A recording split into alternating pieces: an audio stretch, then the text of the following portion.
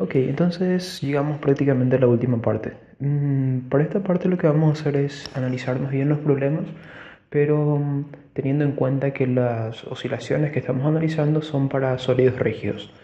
Entonces nos vamos a fijar un poco en esta clase de problemas. Tenemos por ejemplo algunas deducciones, algunos ejemplos básicos en el BIR, de lo clásico. Entonces lo que vamos a ver es que todos estos problemas que de repente parecen algo complicados para sólidos rígidos, en realidad son sencillamente lo mismo que hacíamos. Tipo, son bastante simples de analizar. Bien, y para empezar, por ejemplo, podríamos tomar el ejercicio 19.37 o cualquiera, tipo el 19.38. Como están en unidades de medida del sistema internacional, nos conviene tomar el 19.37. Entonces, si seguimos mirando, también podemos tomar, no sé, algo un poquito más complicado que sea el 19.37 es prácticamente el ejercicio que hicimos anteriormente, así que vamos a buscar algo un poquito más diferente. Acá está. Por ejemplo, tenemos el ejercicio 19.41. El ejercicio 19.41 es lo que vamos a resolver ahora.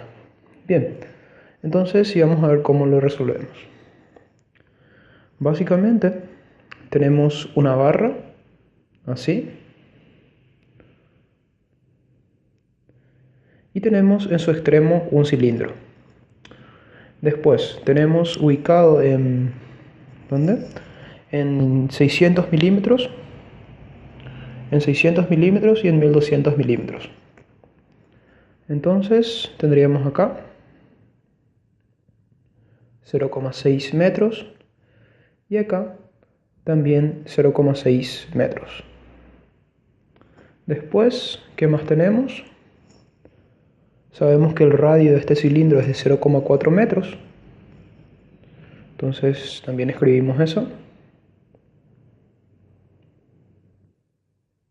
Y tenemos un resorte con una constante de 800 Nm ubicado precisamente en el centro. Acá. Bien. Entonces, lo clásico que vamos a hacer es verificar primero que nada la posición de equilibrio. Bien, si es que hacemos el análisis para este resorte de acá en la posición de equilibrio, vamos a tener lo siguiente. Esto sería nuestra longitud L0 del resorte y esta de acá sería su X estática.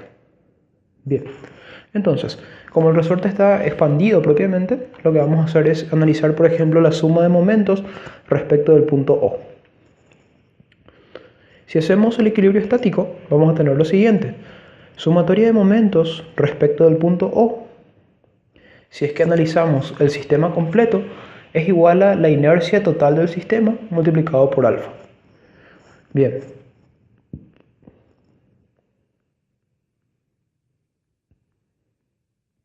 Pero ¿qué pasa?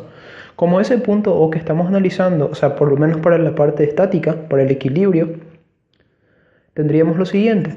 Tenemos que esta alfa que tenemos acá es 0. Entonces quedaría sumatoria de momentos respecto del punto O igual a 0. Bien, una vez hecho eso, lo que vamos a hacer es analizar el sistema completo, pero teniendo en cuenta cada uno de los momentos generados. Primero que nada, tendríamos el momento generado por esta fuerza de acá, que sería la fuerza del resorte. Tendríamos también el momento generado por este peso de cilindro, que sería masa de cilindro por gravedad. Y tendríamos también el momento generado por masa de barra por gravedad. Bien, si es que escribimos esto con un diagrama un poquito más genial, un poquito más en el que podamos ver mejor las cosas, tendríamos así. Tendríamos acá masa del cilindro por gravedad, tendríamos acá K por X estática, tendríamos acá masa de barra por gravedad. Bien, y si hacemos la suma de fuerzas, vamos a tener lo siguiente. Vamos a tener que K por X estática por 0,6 menos, creo que es menos, sí, menos masa de B por G por 0,6 menos masa de C por G por 1,2 es igual a 0. Bien, esta sería nuestra ecuación para el equilibrio estático. Ahora, una vez que tenemos esta ecuación para el equilibrio estático y siguiendo nuestro algoritmo que ya habíamos definido, vamos a continuar con esto. Vamos a hacer lo siguiente. Vamos a tomar el mismo sistema que habíamos visto anteriormente, pero ahora vamos a hacer que este sistema se desplace un pequeño ángulo θ de su posición de equilibrio, que sería esto de acá. Entonces, si es que hacemos eso, acá tendríamos masa del cilindro por gravedad, tendríamos acá masa de la barra por gravedad y tendríamos a nuestro resorte que seguiría estirando, pero ahora con una fuerza que va a ser igual a K por X estática más X. Bien. Y ahora, lo siguiente. Necesitamos hacer la suma de momentos con respecto a algún punto. Como sabemos que el punto O que tenemos acá es un pivot fijo, entonces podemos trasladar todas las inercias, la inercia de esta y la inercia de la barra, utilizando el teorema de Steiner. Entonces, primero que nada calculamos la inercia total. La inercia total con relación al punto O sería igual a inercia de la barra con relación al punto O más la inercia del disco con relación al centro de gravedad del disco, multiplicado, o sea, es la inercia del disco con relación al centro de gravedad del disco, más masa por distancia al cuadrado para el disco, más masa del disco por la distancia al cuadrado. Y nuestra distancia al cuadrado sería 1,2 al cuadrado. Voy a borrar un poquito de esto porque queda demasiado mal. Así. Más masa del disco por 1,2 al cuadrado. Bien, y entonces, a partir de eso conseguimos la inercia con relación al punto O. La inercia de la barra con relación al punto O ya la conocemos, sabemos que es 1/3 de la masa de la barra por la longitud al cuadrado, que sería de 1,2 al cuadrado. La inercia del disco con relación a su centro de gravedad sería más 1/2 de masa del disco por su radio al cuadrado, que sería 0,4 al cuadrado, más el teorema de Steiner, que nos da masa del disco en realidad mc. Entonces necesitamos borrar esto de acá. Esto quedaría masa del disco, o sea, masa del disco, masa del cilindro, me confundo de repente. Sería 1/2 de masa del disco por 0,4 al cuadrado, más el momento, más el debido al teorema de Steiner, que sería masa de C por 1,2 al cuadrado. Bien, y ahora continuamos con esta ecuación. Entonces tendríamos inercia con relación al punto O, si es que reemplazamos con los datos que ya teníamos, sería, a ver, nos da una masa del disco, dice 19,41, disco de 12 kilogramos y la barra de 8 kilogramos. Entonces, si es que calculamos con lo que ya teníamos anteriormente, esto acá, vamos a ver qué valor nos da esto de acá. Entonces, pausamos un ratito el video, calculamos. Volviendo un poco al problema, a mí me sale 22,08 en unidades del sistema internacional, pero no me acuerdo las unidades específicas, sería en unidades del sistema internacional. Bien, entonces, una vez que tenemos la inercia con relación a ese punto, podemos plantear básicamente las ecuaciones para esto de acá. Entonces, si es que nos fijamos, teníamos inicialmente la barra así, tendríamos la fuerza del resorte ubicada acá, fuerza del resorte, tendríamos acá masa del disco por gravedad, o masa de C por gravedad en realidad, porque le llamamos cilindro y no disco. Entonces sería masa del cilindro por gravedad, y acá tendríamos masa de la barra por gravedad. Bien, Y con eso básicamente ya estamos resolviendo el sistema. Esto sería el ángulo θ, este de acá, una vez que lo desplazamos en su posición de equilibrio. Entonces vamos a plantear las ecuaciones. Bien, si hacemos sumatoria de momentos respecto del punto O, que sería el pivot fijo, esto sería igual a fuerza del resorte, que sería positiva, fuerza del resorte por 0,6 por su brazo de palanca, que sería coseno de θ. Coseno de θ. Bien. Menos en realidad, masa de la barra por gravedad por 0,6 por también su brazo de palanca, que en este caso sería coseno de θ. Después, menos masa del cilindro por gravedad por 0,6 por coseno de θ. Bien. Y tenemos básicamente a que es igual la suma de momentos. Ahora, si es que nos fijamos en estos, vamos a escribir mejor esta ecuación primero. Tendríamos, entonces, sumatoria de momentos respecto del punto O sería igual a fuerza del resorte. La fuerza del resorte no es otra cosa que K por X estática más X menos masa del... ¿Dónde estaba? ¿En la otra era? Sí. Menos masa de B por G por 0,6 por coseno de θ, que vamos a escribir como C θ nomás ya. Después, también para el resorte está multiplicado por coseno de θ. Después, menos masa del cilindro por gravedad por 1,2 por coseno de θ. Pero ¿qué pasa?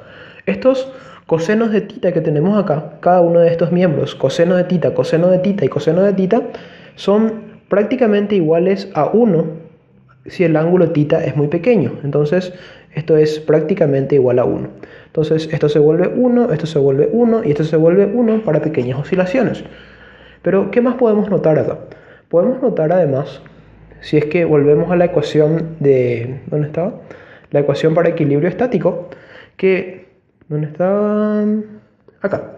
Si volvemos a esta ecuación de acá, nos fijamos muy atentamente en esta ecuación de acá, tendríamos que todos estos miembros, K por XE por 0,6 menos masa B por 0G por 0,6 menos masa C por G por 1,2, son los miembros resultantes que aparecen en la última ecuación.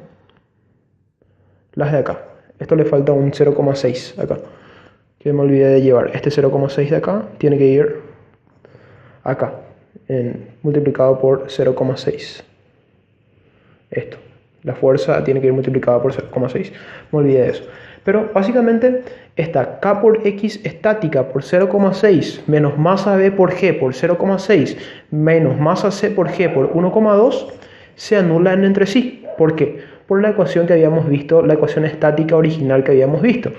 Entonces, la sumatoria de momentos con relación al punto O nos quedaría que es igual a K por X, K por X. Sencillamente eso.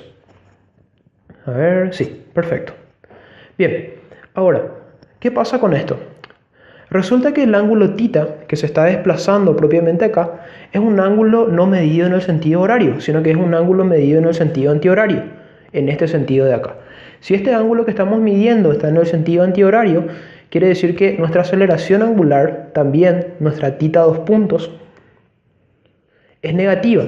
Quiere decir que la suma de momentos con relación al punto O, que sería este de acá, K por X, esto le falta siempre el 0,6 que de repente me olvido, esto sería K por X por 0,6.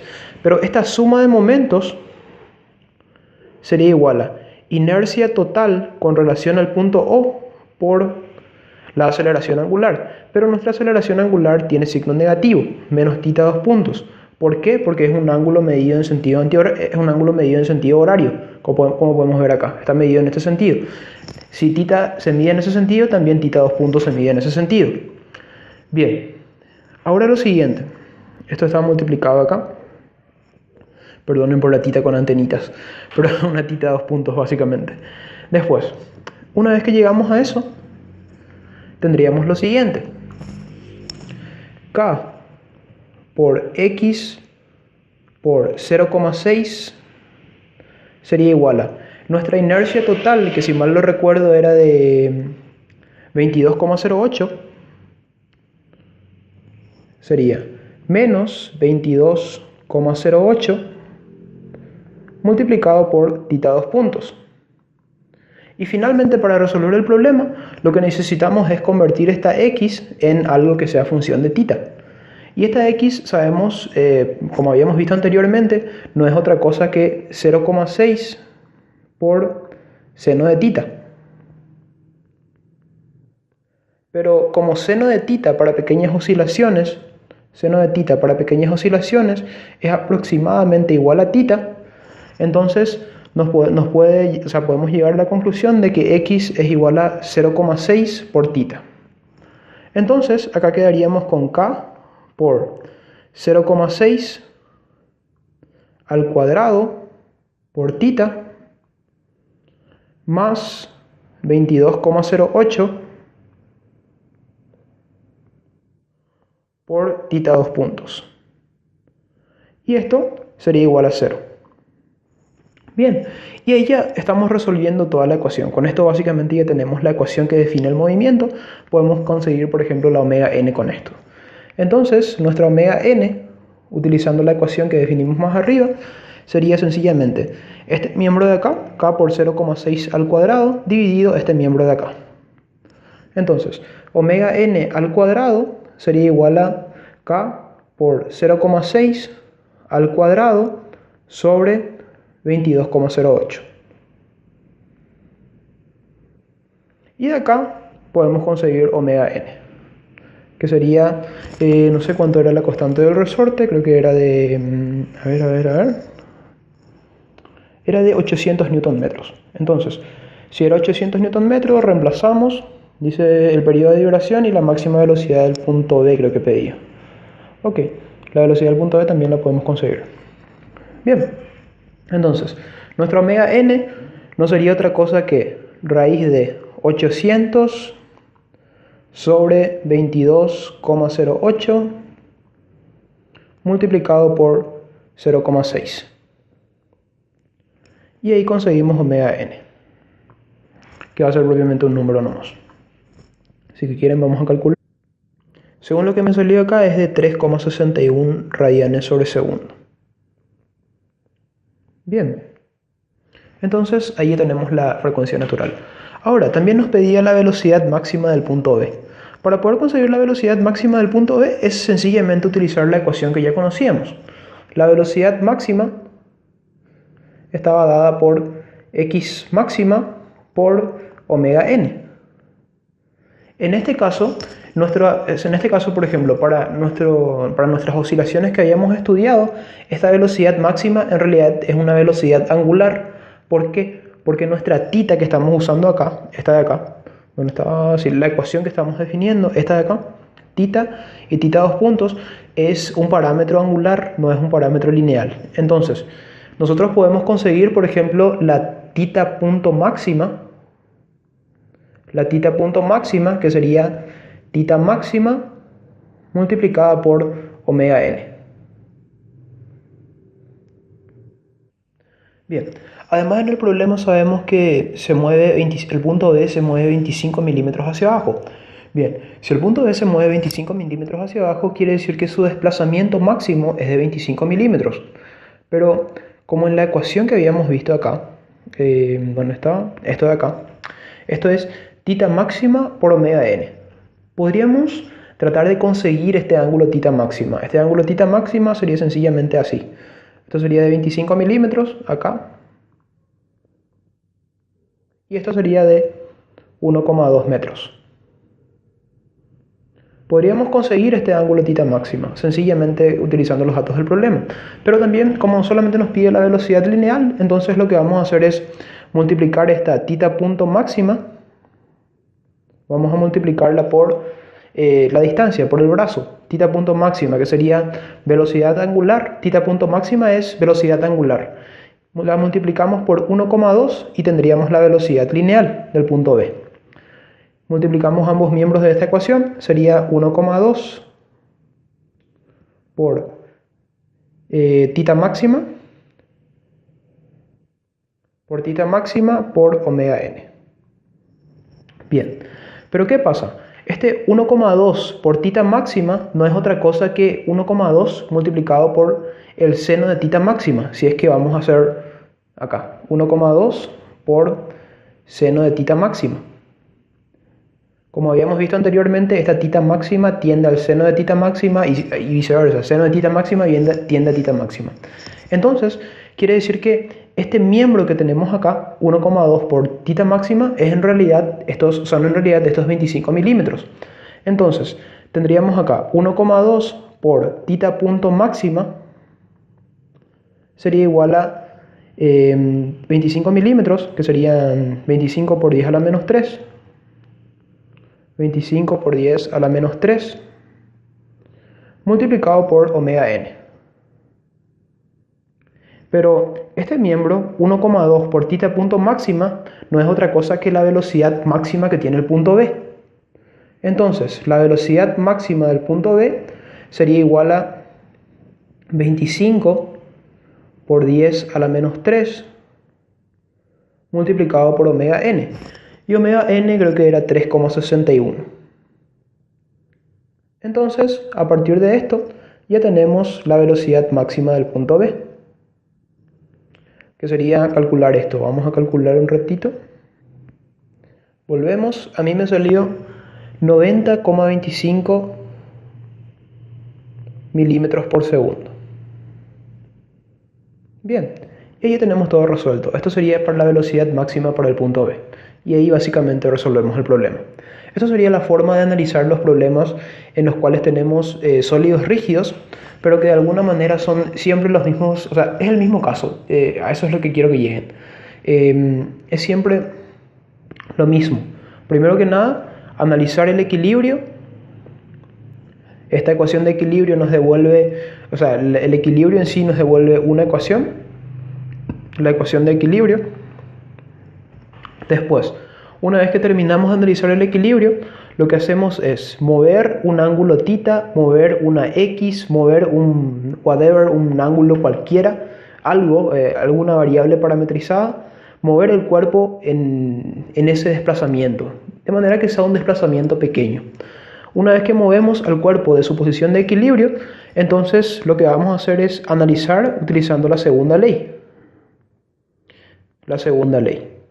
Tanto en su forma lineal, que sería suma de fuerzas igual a masa por aceleración, o sea, la segunda ley para el movimiento lineal, o la segunda ley para el movimiento rotacional, que sería sumatoria de momentos respecto al punto G igual a inercia G por alfa. Bien, y eso es básicamente todo. Es siempre seguir estos tres pasos y sí o sí vamos a llegar a la solución. Y lo que tienen que tener cuidado es el tema de los desplazamientos y el tema de los ángulos, que siempre se miden en sentido antihorario, que medimos los desplazamientos positivos hacia un lado, todo ese tema. O sea, tener cuidado con eso. Pero después el resto es sencillo, son los mismos problemas siempre, son sencillos de analizar, es fácil. Después, vamos a pausar un ratito y continuamos.